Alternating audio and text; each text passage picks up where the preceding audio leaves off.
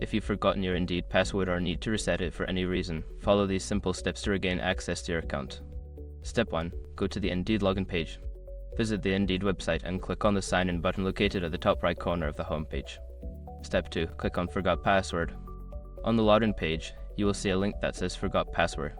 Click on this link to initiate the password reset process. Step 3. Enter your email address. You will be prompted to enter the email address associated with your Indeed account. Make sure to use the correct email to receive the reset instructions. Step 4. Check your email. After submitting your email address, check your inbox for an email from Indeed. This email will contain a link to reset your password. If you don't see it, check your spam or junk folder. Step 5. Create a new password. Click on the link in the email and follow the instructions to create a new password. Make sure your new password is strong and secure, then confirm it to complete the reset process. Once you have successfully reset your password, you can log into your Indeed account with your new credentials.